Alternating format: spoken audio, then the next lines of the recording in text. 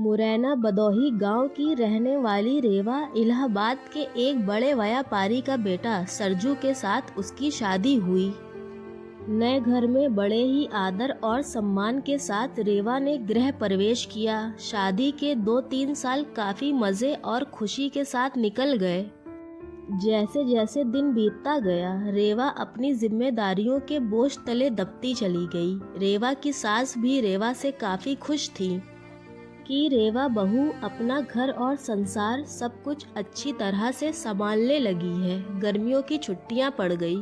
रेवा ने अपने मायके जाने की बात अपनी सास से बोली। मम्मी जी, 2 साल हो गए हैं, मैं मायके नहीं जा पाई हूँ, क्या मैं थोड़े दिन के लिए जाकर हो आऊँ? सास ने जवाब दिया, देखो रेवा, अगले साल चली जाना। रेवा ये सुनकर काफी नाराज और दुखी होकर सोचने लगी कि जब चंचल दीदी हर 3 महीने पर घर आती हैं तो मम्मी जी काफी खुश होती हैं और कहती हैं कितने दिन बाद आई हो, और मुझे 2 साल हो गए हैं, मेरे बारे में कोई कुछ सोचता ही नहीं है। मेरी खुशी किसी के लिए मायने ही नहीं रखती है, और क्या दिन भर इन लोगों को खाना बना के खिलाती रहूं और घर का सारा काम करती रहूं मैं? मेरी यही जिंदगी है। और रेवा कमरे में आंसू की धारा समेटे दाखिल हुई। शाम को चंचल दीदी आने वाली हैं, देखना मम्मी कितना खुश होती हैं।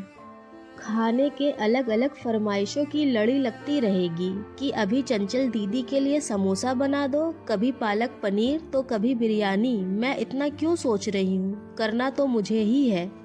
तो चलूँ किचन में, अभी से तैयारी में लग जाऊँ। ये सोच ही रही थी कि तभी सास ने आवाज़ दी। रेवा अपने चेहरे पर मुस्कान लिए अपने दुख को अंदर एक कोने में दबाए अपनी ननंद का स्वागत करती है। कैसी हो भाभी? चंचल रेवा से बोली। अच्छी हूँ दीदी, और घर में सब कैसे हैं? अच्छे हैं। अच्छा, हमारे जीजा जी कैसे हैं? चंचल शर्माती हुई कहती है, वो भी अच्छे हैं। अच्छा दीदी, आप बैठो, मैं नाश्ता बनाकर लाती हूँ। नहीं नहीं भाभी, कुछ मत बनाओ, मैं अभी घर से नाश्ता करके आई हूँ। और भाभी, मैं केवल 2-3 घंटे ही रहूँगी, क्योंकि सास की तबीयत ठीक नहीं है। आपके जीजा जी उन्हें लखनऊ दिखाने गए हैं, तो वो बोले तुम अकेली यहाँ क्या करोगी? एक काम करो, तुम अपने मायके जाकर सबसे मिलकर चली आओ। सो मैं आ गई। मुस्कुराते हुए चंचल ने जवाब दिया, अच्छा दीदी रुको, मैं खाना बना देती हूँ, आप खा भी लीजिएगा, और जीजा जी और आपके सास के लिए खाना भी बांध दूंगी। अरे भाभी, मेरे साथ बैठो, बातें करो, शाम तक मैं चली जाऊंगी, खाना तो बनता ही रहेगा। तभी रेवा की सास ने रेवा से कहा, तुम एक काम करो, चंचल के साथ बैठो, बातें करो, मैं कुछ बनाती हूँ।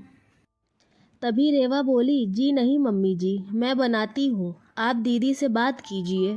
तभी चंचल ने कहा, कोई बात नहीं, आप खाना बनाओ और मैं आपसे बातें करूंगी, थोड़ी मदद हो जाएगी, ये काम ठीक रहेगा, क्यों ना माँ?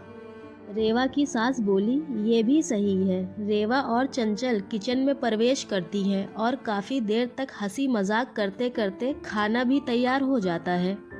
चंचल खाना खाने के बाद शाम को अपने घर चली जाती है। रसोई को समेटकर रात को रेवा अपने कमरे में गई तो सरजू ने कहा कि रेवा, तुम काफ़ी थक गई हो, आराम कर लो।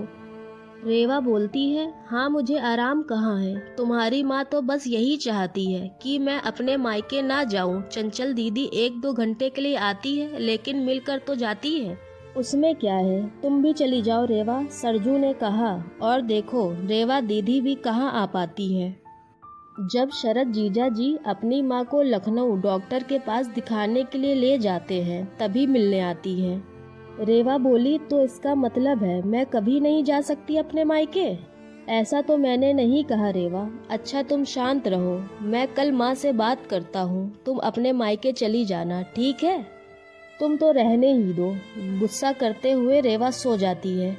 सुबह उठकर रेवा अपने काम में रोज की तरह लग जाती है। दोपहर में शर्मा आंटी रेवा की सास से मिलने आती हैं और काफ़ी देर तक बातें करती रहती हैं। तभी शर्मा आंटी रेवा की सास से पूछती हैं कि चंचल की माँ, ये बताओ कि बहू और बेटी में क्या फ़र्क समझती हो? रेवा इस सवाल के जवाब का इंतज़ार कर रही थी कि मम्मी जी का इस पर क्या जवाब होगा। रेवा की सास मुस्कुराते हुए बोली, बेटी कैसी भी हो पर वो मीठी ही होती है। बहू नमक की तरह नमकीन होती है। ये सुनते ही रेवा निराश होती है और दिल ही दिल काफ़ी दुखी हो जाती है। शर्मा आंटी चली जाती हैं। काफ़ी देर तक रेवा ये सोचती है कि मैंने मम्मी के साथ क्या बुरा किया है, मम्मी जी मेरे बारे में ऐसा क्यों सोचती हैं। और वो अब घर में निराश रहने लगती है। निराश रेवा को देखकर एक दिन रेवा की सास ने पूछा, रेवा यहाँ आओ, तुमसे किसी ने कुछ कहा है क्या, या सरजू ने कुछ बोला है। रेवा कहती है, कुछ नहीं मम्मी जी। रेवा की आवाज़ में दर्द था। रेवा की सास ने अपने पास बैठा कर पूछा, नहीं तुम मुझे बताओ रेवा, क्या हुआ है। रेवा की आंखों में आंसू भर आए और रेवा ने सास को सारी बात बता दी कि कैसे शर्मा आंटी से आप बेटी और बहू में फ़र्क बता रही थी।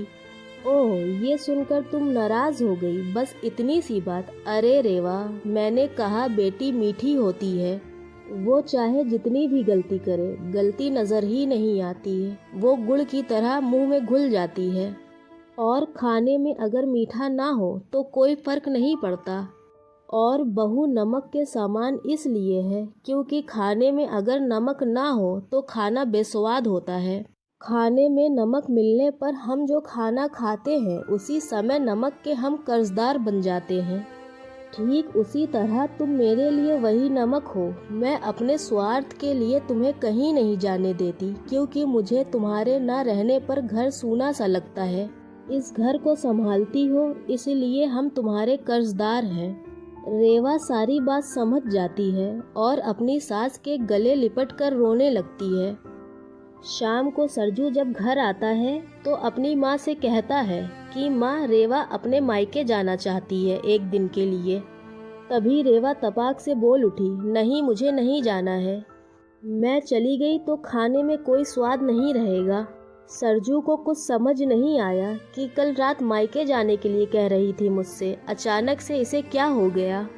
सरजू सोचने लगा कि इन औरतों को समझना मर्दों की बस के परे है। रेवा की सास रेवा के सिर पर हाथ फेर रही थी और सरजू एक टक लगाकर रेवा और अपनी माँ को देख रहा था।